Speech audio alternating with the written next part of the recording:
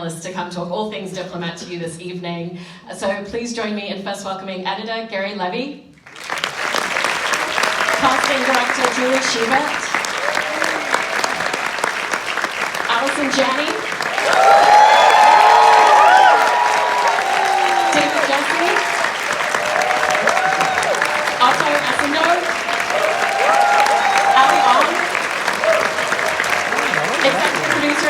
Keri, Russel,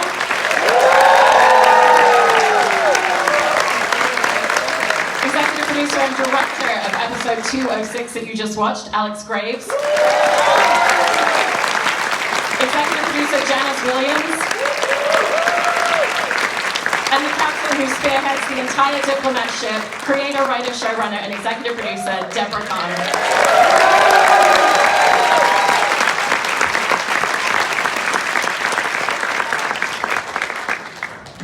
Firstly, I also wanted to say a huge congratulations on the season 4 pickup for the show, which means we're guaranteed at least 2 more seasons. Deborah, starting with you, one of the things I love in your writing is that you always create these characters and scenarios where you set up an idea and a perception for the audience, and then you completely change our viewpoint throughout the episodes. And I was interested in how that really becomes a huge driving force. I think a great example of it is Allison's character, Grace, where we had so many different perspectives of her this season, and I was interested in how you and your writers always approach the scenes and scenarios in that way. We always want to make sure that our characters are having intense arguments with each other and are always right. We want everybody to be right, because the idea of villains in a story like that, it just seems too easy. You know, you're talking about countries dealing with each other, massive global problems, and the idea that there's a problem because all of them are bad just seems too simplistic. And we want that to be true of people that we're dealing with from other countries, and we also want it to be true on our own side. It's you know, these characters are all people that largely agree on pretty much everything, essentially, but will fight to the death over a word here and a word there because they understand what the repercussions can be. So we want to have that kind of switching of perspective for the audience and also for the characters themselves. I mean, you know, we were pretty excited to bring in what's-her-face over there. and be able to know that for Kate knows this woman's about to land, you know, on her front lawn and hates her and doesn't trust her and is sort of terrified of her. And then suddenly they're kind of best friends. Like suddenly Kate is talking to the only person she feels is like, could be truly a mentor for the way that she moves through the world. And then it's like this love affair, and then it sort of goes bad.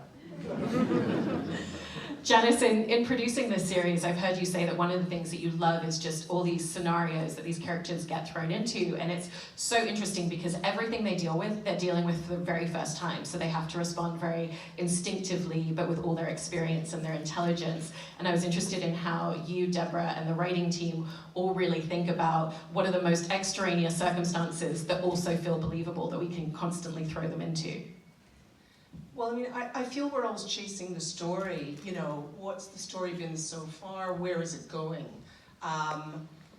You know, regular life is that everything's crazy all the time. You know, nothing's ever the same. 1 minute you're dealing with one thing, the next you're dealing with another. So, you know, we're following a story, we're following characters that we're now in a 2nd season. So, hopefully the actors know who they are by now. And, you know, I mean, Deborah's the magic sauce and all of that, to be honest. So, you know, it's almost more a question for her because this is where the stories are coming from, this is where the character came from, this is where it all came from.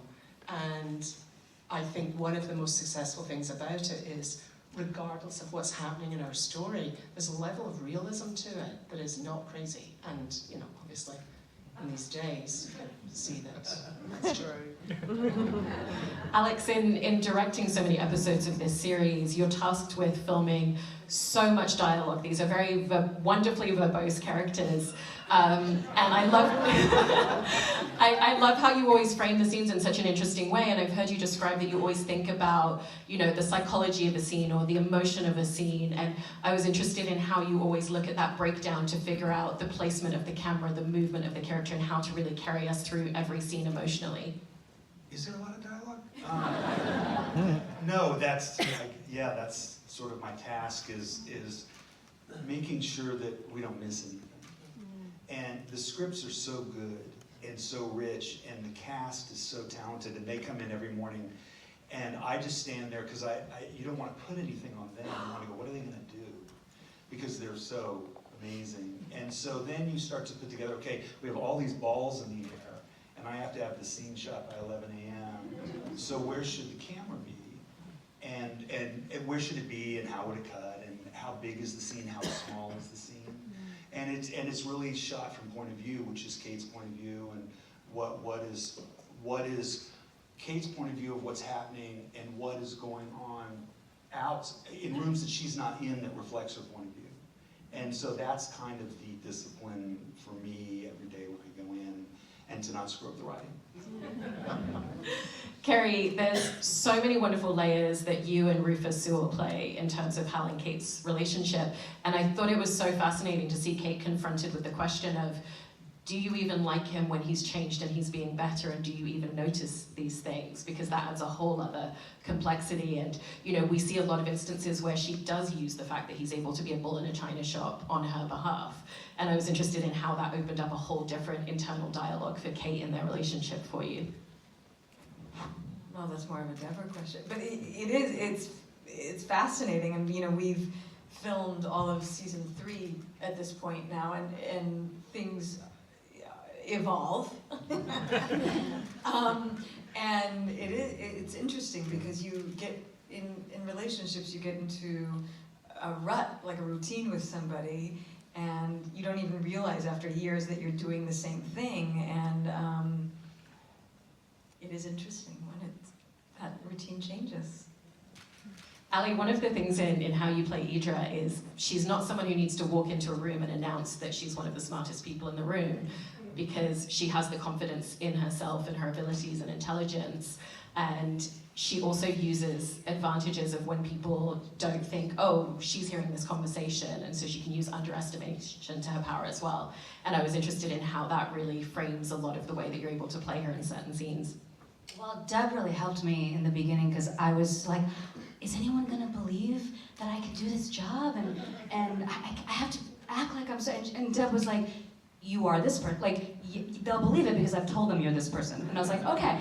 But it took a lot of, I was like, right, I don't actually have to prove anything. And I also, I talked to a friend of mine who works in the State Department, so he says. I mean, I think he might do something else. But when I got the job, I emailed him because I was like, I wanted to understand what are the jobs that Idra would have had to have done to have gotten this position. And he sort of explained it, and something that Deborah reiterated, which is that Idra would have had to have been a rock star to get that job, so I don't have to prove anything because my resume speaks for itself. And so really I feel like my job is to do less, because me in life, I'm always trying to prove that I can do it, but she doesn't have to prove. So yeah, that's a big part of it, is actually being able to step back and let things evolve in front of her, and it gives her more information, the less she puts herself into a situation. Otto, there's so much from the fallout of the explosion at the end of the first season for Stuart, and yet it almost feels like the emotional component that he struggles with the most is feeling like he's being left out of conversations and left out of the room, and he's literally physically chasing everyone down hallways on crutches. And I was interested in how that just like added this really interesting emotional component for him, because it's that thing where no matter what stage you get to in life, there's still those moments where it just feels like high school all over again. Yeah, it is high school on our set. Trust me. Working on a show like this, I think about his title. He's the deputy chief of mission, And the operative word is not chief, it's the mission. And so there's a lot of things that happen to these people that is very emotionally fraught, but they have to put all of that aside and follow the mission. Only he's now trying to understand what the mission is, and he's getting left out of the room. And so what is his mission? He has no idea, and that's what really unsettles him. And I think that's what's really fun to try to play, especially on crutches running after these two little people.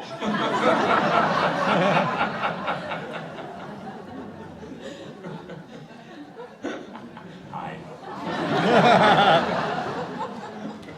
And David, in coming over to you and talking about Dennison, he's always really come across as someone who very much sees his work as being in service of people and in service of his country, and he takes that to heart a lot. But it was fascinating to see him question his personal ambition with the idea of becoming Prime Minister being presented as, you know, this could happen any moment, this could happen this week for you. And I was curious about just the internal dialogue that you started to feel within him as he's questioning his own personal ambition against the way that he really tries to serve his country. Hi. Yeah, interesting that when that was on the script, that storyline, because I remember speaking to our now Foreign Secretary, and when he was the shadow Foreign Secretary, and I remember saying to him, "So you're going to be the Foreign Secretary? So how?" And he said, "Politics, man. You don't know what tomorrow holds." And so when I read that, I thought, ooh, there's the ambition that leans into that, like you said, but then there's also this holding back that happens. But one thing he said recently, which was really fascinating to me, was when he was elected and he was walking to office, he kept a picture of his parents in his pocket, and he just felt like, I'm standing on these shoulders. And that's one thing that I think Dennison, I'm wearing this watch, which was given to me by my family when I was 30, and it has an engraving on the side, and it's the watch that Dennison wears. And it's a choice that we made very early on. So I think there's something about politics, personal ambition, and then stuff that's going on in here as well that you have to hold on to because it chops and changes. So, yeah. I love that. Allison, you've done such a beautiful job in the way that you've captured all the complexities of how Grace explores and displays power and strength as a character and ambition, and just giving us such a sense of the journey that she's had to get to where she is. You know, we see that she knows how to play the game for other people and to bend to the things that she needs to with her image, but also, you know, we see her being very forthright and pushing back on things. And I was interested in how you looked at her journey of ascension to really capture all of that in the way that you played her. Ooh, okay. There's a lot there, but I think that, you know, approaching a character like Grace, you have to look at someone who had the trajectory like Hillary Clinton or anyone who served in public service who was under enormous scrutiny as being a woman, you know, and I think Grace has spent her life being underestimated, and she's used that to her advantage somewhat. And it was so much fun finding this character, for what Deborah wrote and Alex helping me find the stillness in Grace and the power that she doesn't. She is I know you said Allie's the smartest person in the room, but I'm the smartest person in the room. We'll find it out later. Grace is the smartest person in the room. But it's so much fun to play that kind of character and the nuances and all the scenes I had with Keri, the brilliant scenes of me dressing her down, like sort of doing her a favor, but also humiliating her, but also like, you know, just such a great dynamic that I got to play with her, and so much fun.